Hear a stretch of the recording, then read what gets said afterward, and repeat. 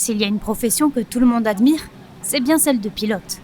Grâce à eux, d'innombrables passagers arrivent à leur destination en toute sécurité. Mais savais-tu que le pilote n'est pas la principale personne à contrôler l'avion ? Une équipe très nombreuse derrière chaque vol. Chaque jour, jusqu'à 200 000 avions décollent et atterrissent quelque part dans le monde, ou en tout cas dans les aéroports.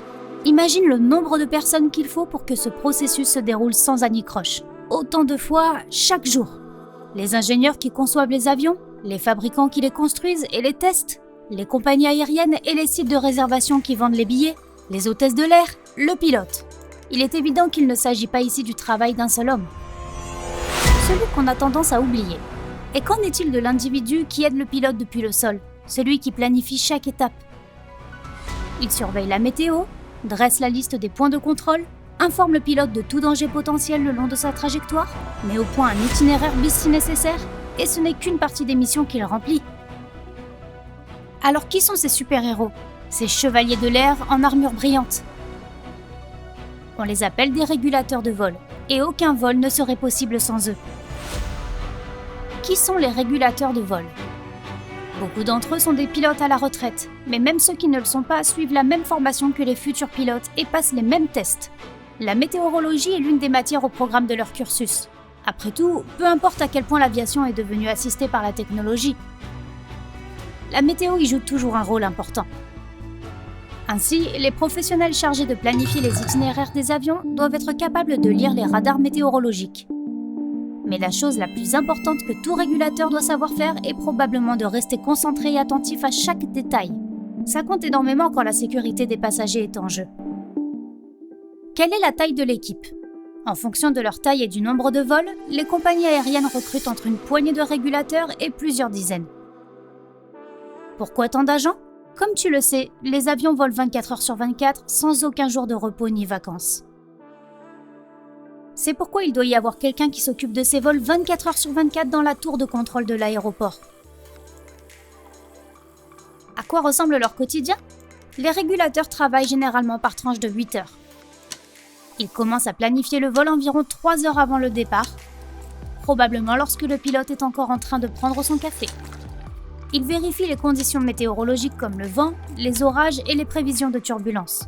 Ils ajoutent à cela les conditions de l'aéroport, les restrictions de l'espace aérien et créent l'itinéraire optimal en fonction du type d'avion et de sa charge.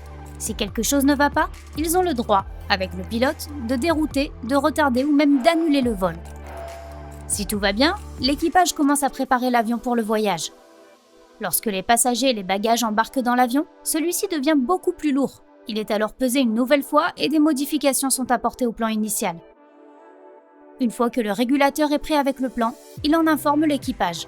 Si tu as déjà vu un rouleau de papier imprimé à la porte d'embarquement avant le vol, il s'agit très probablement de l'autorisation de vol, la version imprimée de toutes les données que les régulateurs ont rassemblées. Un plan de vol typique. Le régulateur reste au sol mais suit chaque étape du vol grâce à de puissants radars. Que se passe-t-il ? On dirait qu'il y a des turbulences devant ce Boeing 737. Le régulateur recalcule la trajectoire et informe le pilote qu'il doit voler plus haut pour éviter les turbulences. Oh oh, le régulateur vient d'informer le pilote d'un orage imminent. Il y a de fortes chances que l'avion doive le contourner. Parfois, il doit anticiper des changements soudains de la météo pour modifier en temps réel la trajectoire. La vitesse et l'altitude. C'est parfait quand tout se passe bien, mais lorsque la situation l'exige, le régulateur devient un gestionnaire de crise et résout instantanément tous les problèmes auxquels l'équipage peut être confronté. Du passager qui ne se sent pas bien aux problèmes mécaniques. Heureusement, rien de tout cela n'est arrivé sur notre exemple de vol. Les défis. Leur travail semble déjà assez stressant, mais attend la suite. Les régulateurs ne se concentrent pas sur un seul vol à la fois. Un régulateur peut superviser jusqu'à 2 douzaines de vols en même temps. Bien sûr, cela dépend de son expérience. Il y a généralement un chef de dispatching qui supervise le travail de chacun et s'assure que tout ce qu'ils ont planifié se déroule bien. La responsabilité est énorme. Si quelque chose tourne mal, le commandant de bord et le régulateur de vol en sont légalement responsables. Régulateur versus contrôleur aérien. Certaines personnes confondent le travail d'un régulateur et celui d'un contrôle du trafic aérien. Il s'agit de deux postes très distincts. Pour faire simple, les régulateurs de vol établissent un plan et les contrôleurs aériens aident à le mettre au point. Ils sont physiquement situés dans la tour de contrôle de l'aéroport et orientent le trafic aérien, un peu comme des agents de circulation sur une route très fréquentée lorsque le feu de signalisation est en panne. Ils informent les pilotes lorsqu'il est possible d'atterrir, de rouler et de décoller en toute sécurité. Ce travail exige une grande concentration et de solides compétences en mathématiques et en prise de décision. Penses-tu que tu ferais un bon régulateur de vol ou un bon contrôleur aérien? Réponds-nous dans les commentaires. Si aucun de ces deux métiers ne te convient, voici d'autres emplois dans les aéroports que tu ne connais peut-être pas. Technicien en avionique. Tout avion contient des systèmes électroniques vitaux. Quelqu'un doit s'assurer qu'ils fonctionnent comme il se doit. Quand quelque chose fonctionne mal, les techniciens en avionique réparent, remplacent et calibrent les équipements nouvellement installés. Ce travail exige des compétences en matière de dépannage et bien sûr une bonne paire de mains. Même les mécaniciens expérimentés doivent suivre une formation de 18 mois pour obtenir ce poste.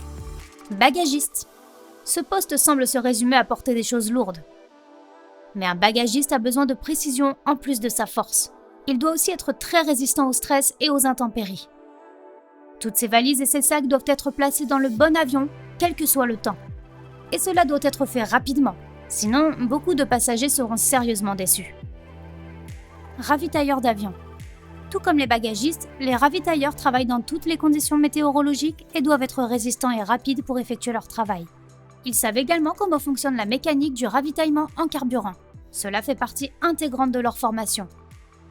Agents de sécurité aéroportuaire. Il existe de nombreux types d'emplois qui peuvent être considérés comme relevant de la sécurité aéroportuaire. Celui auquel tu as probablement pensé en premier est celui qui consiste à faire fonctionner les scanners de contrôle. Seuls les individus en bonne condition physique et dotés d'un regard aiguisé peuvent occuper ce poste. Il leur faut beaucoup de patience pour faire passer des milliers de personnes chaque jour. Directeur d'aéroport. Un aéroport est un peu comme une petite ville très animée. Comme toute ville, il a besoin de quelqu'un pour le gérer. Planification budgétaire, signature de contrats avec des fournisseurs, traitement des plaintes, traitement des retards de vol causés par la météo, tout cela fait partie des missions du directeur de l'aéroport. Agent d'escale. Ces agents s'assurent que tout se passe bien pour la compagnie dans les aéroports. Ils aident le personnel navigant et le personnel au sol et coordonnent le travail des services aériens et des services au sol. Ils servent également de médiateurs entre toutes ces personnes. Agent de billetterie. Tu peux trouver ces agents au guichet d'enregistrement. Ils sont les premiers à te sourire et à t'accueillir à l'aéroport. Ils t'offrent le choix entre un siège couloir et un siège hublot et enregistrent tes bagages. Ils ont également pour tâche de recueillir des informations sur l'embarquement dans les avions et de les fournir aux voyageurs. Coordinateur des plannings. Pour que les avions puissent décoller et atterrir à temps, il faut coordonner toute une équipe de personnes. Et bien sûr, tout avion a besoin d'un équipage. Le coordinateur des plannings propose un calendrier que toutes ces personnes suivent. En cas de retard, ils ajustent l'horaire de manière à ce qu'il y ait suffisamment de personnel pour travailler sur le vol programmé. Épouvantail. Officiellement, il travaille pour le contrôle des oiseaux de l'aéroport. Mais son travail consiste en fait à effrayer les oiseaux et autres animaux sauvages pour les éloigner du terrain et de l'espace aérien de l'aéroport. Et c'est très important. Jusqu'à 95% des collisions se produisent à l'aéroport ou à proximité de celui-ci. Les collisions avec les oiseaux ne sont pas une plaisanterie dans l'aviation, et elles peuvent être très graves. Tu te souviens du miracle de l'Hudson? Il a été causé par une collision avec des oiseaux. Le travail ne consiste pas vraiment à aller sur place et à chasser les oiseaux en criant et en agitant les bras. Il dispose de systèmes, d'infrastructures et d'équipements avancés qui font une grande partie du travail. Et cela implique surtout d'éloigner les oiseaux de l'aéroport en premier lieu. Dans certains aéroports américains, il y a des border colliers spécialement formés dont la mission est de ne pas laisser les oiseaux perturber les vols. Le meilleur ami de l'homme est l'ami des oiseaux? Pas tant que ça. Si tu as appris quelque chose de nouveau aujourd'hui, mets un like à cette vidéo et partage-la avec tes amis. Et voici d'autres vidéos que tu vas sûrement apprécier. Clique sur celle de gauche ou de droite et reste du côté sympa de la vie.